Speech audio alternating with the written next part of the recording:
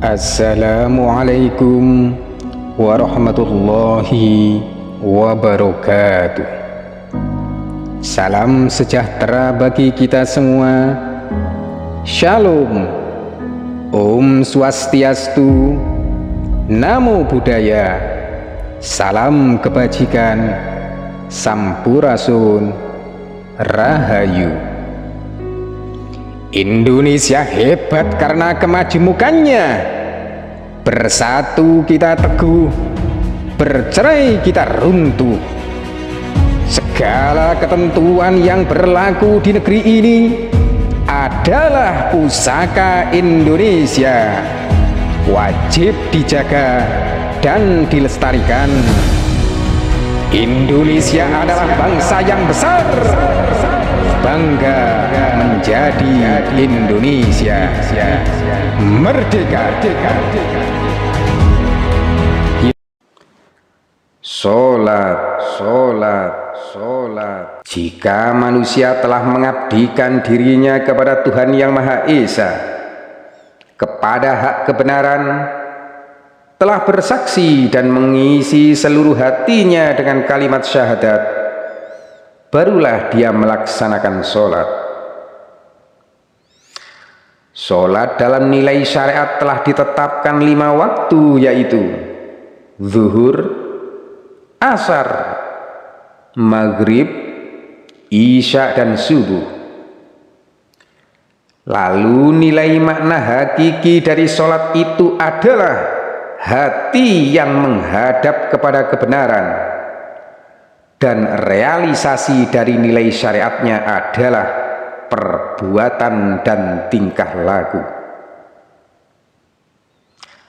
Takbir artinya kita berdiri tegak, yaitu punya prinsip dan keyakinan yang kuat dan kokoh dengan hakiki kebenaran, dengan yang menjadi imam adalah seorang khalifah, seorang utusan, ulil amri, yaitu seorang yang dipilih oleh Allah di setiap zamannya. Ketika kita berdiri takbir, berarti kita berdiri tegak untuk menegakkan hak kebenaran itu. Ruku artinya saling menghormati, saling menghargai, saling pengertian, saling menyayangi, saling membantu satu sama lainnya, siapapun itu.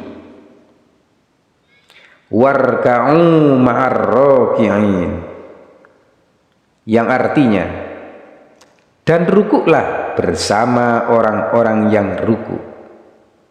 Surat Al-Baqarah ayat 43. Rukuk maknanya adalah orang yang tawadu, yaitu rendah hati. Iktidal artinya bangkit kembali untuk melaksanakan tugas-tugas yang telah diberikan, yaitu menebarkan cahaya atau ilmu atau pemahaman tentang hak kebenaran.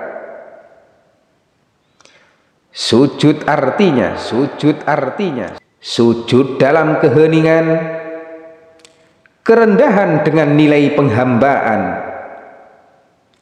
tidak mengutamakan akal fikir, melainkan menggunakan hati. Dan kita harus betul-betul menyerahkan diri kita sepenuhnya kepada hak kebenaran. Itulah sujud yang sebenarnya. Duduk di antara dua sujud artinya adalah nilai zikir, yaitu menyebut, mengagungkan, dan mensucikan asma-asmanya, yang harus kita lantunkan setiap saat, dan itu terus diulang kembali. Tahiyat artinya adalah kemantapan hati, karena di situ ada pengucapan 2 kalimat syahadat dan sholawat. Pemantapan hati akan hak kebenaran itu dengan mengacungkan telunjuk, yaitu sambil syahadat, bahwa kita mengetahui, mengerti, dan memahami akan sebuah petunjuk akan hak kebenaran yang hanya berada pada satu tempat, bukan di banyak tempat. Salam artinya adalah keselamatan.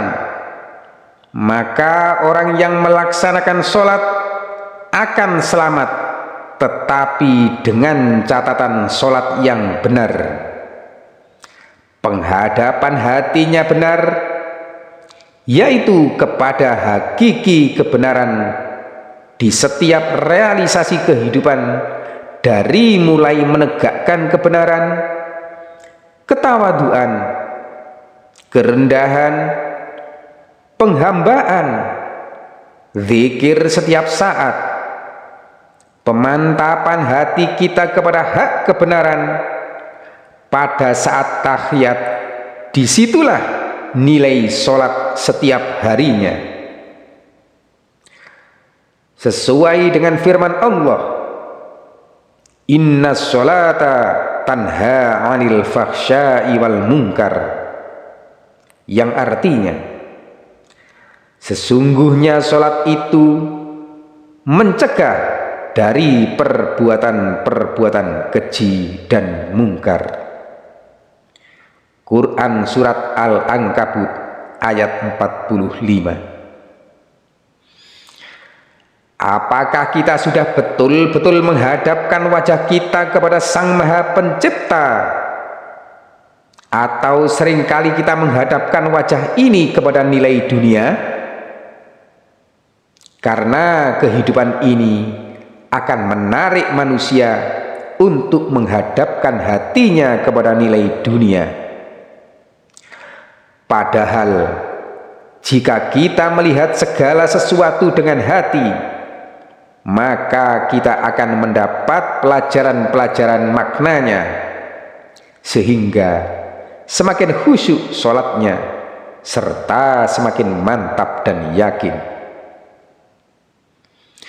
Saudaraku semua, jika ingin ibadah sholatmu sampai dan diterima oleh Sang Maha Pencipta, maka carilah tempat hak kebenaran itu dan mohonlah bimbingan dan ridhonya, agar amal ibadahmu sampai kepada hak kebenaran dan dalam hak kebenaran. Bagaimana mungkin sholatmu akan sampai kepada Sang Maha Pencipta, sedangkan dirimu sudah merasa benar? Dirimu selama ini telah ikut mengaji, mendengarkan, dan mengambil ilmu yang hak dari guru, namun tidak ada rasa ingin memuliakan dan ingin menemui serta menyampaikan rasa terima kasih. Bukankah itu yang disebut pencuri ilmu? Sungguh amat bodoh dan tak beradab sekali. Jika seperti itu, lalu bagaimana mungkin rahasia besar tentang keilmuan dalam hatimu dari Sang Maha Pencipta akan terbuka? Renungkanlah.